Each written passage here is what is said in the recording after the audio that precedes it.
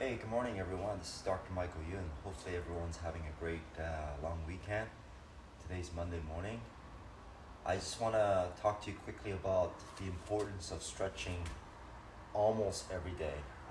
I try my best to stretch every morning, and especially with a lot of the activities that we do in our daily life tend to actually promote a posture that will shorten certain muscles that's chronic, and that shortening of that muscle leads to problems such as lower back pain, neck, mid-back pain due to the hunching effect. So typically when we see people working, our biggest problem is sitting down. We're sitting down way too long, and sometimes we forget how long we're sitting. So taking a frequent break, and I would recommend people taking every 20 minutes, getting out of that chair and moving around, prevents the ligaments being overstretched and also prevents other muscles that are chronically getting shorter. The muscles that I notice that tend to shorten quite a bit is a hip flexor muscle called psoas. Psoas muscle actually attaches from the lower back and they hook up to the hip joint. And typically these muscles have a certain amount of length to allow the posture of your lower back to be much more in a neutral position. However, with sitting down such as this, that tend to actually shorten this muscle chronically, and same time what ends up happening is the ligament that supports your sacroiliac joint, they get overstretched. So two things that's happening is the ligaments are being overstretched and your psoas muscles are getting shorter, so therefore that creates an imbalance which causes a lot of pressure and stresses to your lower back as well. So in order to help stretch the hip flexors, such as that psoas muscles, as I mentioned, which is connecting to your lower back to your hip joint, we do need to help and mobilize and position our body in a certain way where the body can be allowing these muscles to stretch. So the thing that I really like to use is I like to use this exercise ball, yoga ball, to help me stretch my psoas muscle. And keep in mind when you do this, you got to make sure that you do it in a very gradual way. You don't want to be getting up right away in the morning and just stretching and hurting your body as well. So the thing that I like to do is when I get up, I like to get my body a little bit warmed up, not stretch right away, but you may take a little bit of warm shower or just walk around to allow your body to get that circulation going. And I do like to use this ball. It's basically just sitting down like this. And then when I actually do a very gentle kind of a bounce oscillation, again, that allows the joints to actually move around in the hip joint, the joints in the lower back starts to move around, and it gives a circulation. It gives that little bit of mobility to allow better blood flow.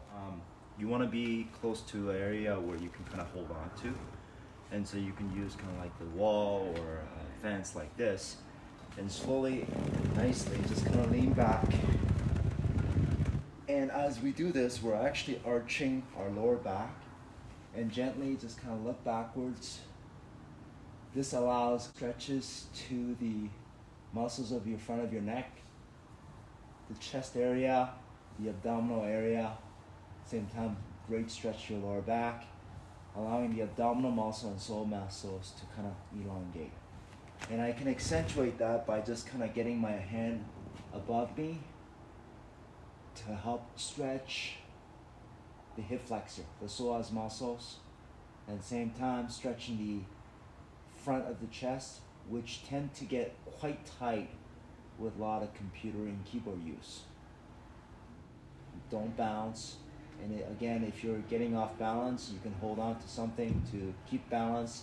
But if you have a good stance with your leg kind of straddled, that allows reasonable amount of stability so you don't fall down.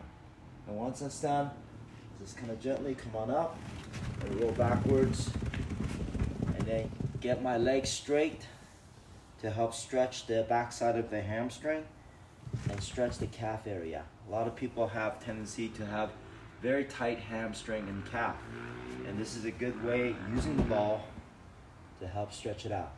Now obviously I am flexible enough where I actually can go all the way down.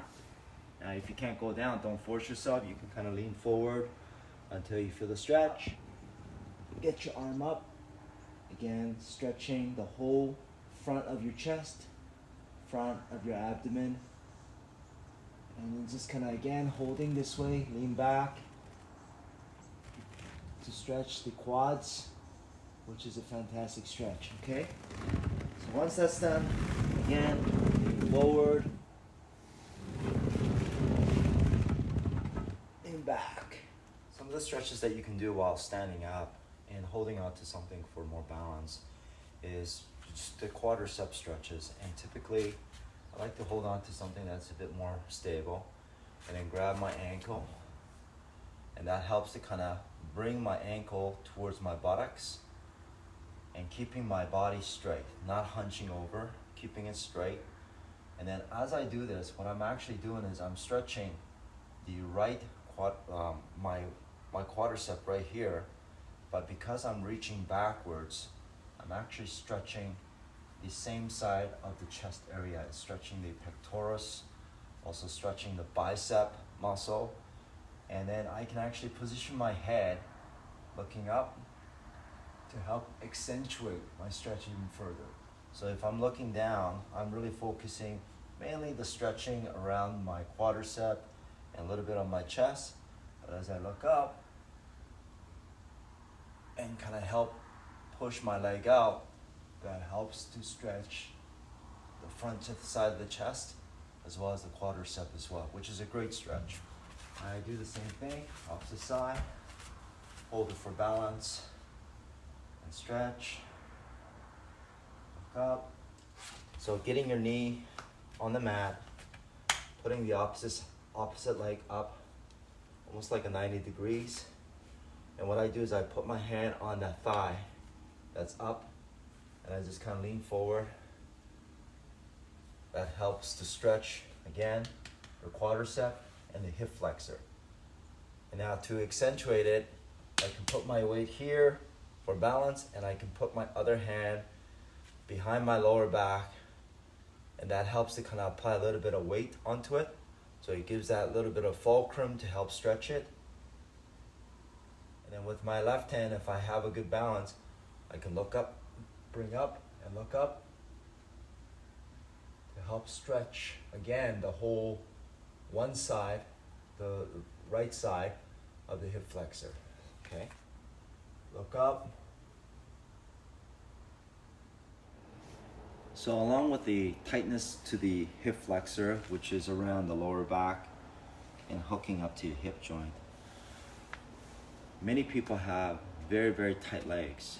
And the tight leg usually come about around the quadricep, the hamstring, the IT band, also the inside of the groin muscle, the adductors. So stretching the leg really helps out with lower back tension as well. So having that flexibility in your leg will improve the limberness and stability of your lower back. So I like stretching my legs, and I think stretching leg is very important. What I like to do is I like to, again, have something that I can hold on to. And typically holding on to a fence that you can stabilize the body is very, very important. And then from here, gently, while holding on to things, getting that toe up to help stretch the hamstring region, like this. Now you notice that I have my left heel slightly up. Now, if your calves are kind of tight and putting it all the way down, that can cause a lot of injury to the ankle. So you can slightly get it up to help stabilize. Once again, holding on to things for balance, bringing it up, and then stretching the opposite side. Again, getting that toe up, very important, because if the toe is turning, that will actually put a little bit more pressure on the hip joint. So get the toe up so that way you can stretch the calf, stretch the hamstring to help loosen it up. Again, holding it for balance, bringing it up. So those are some basic stretches that you can do using a fence to help loosen up your hamstring as well.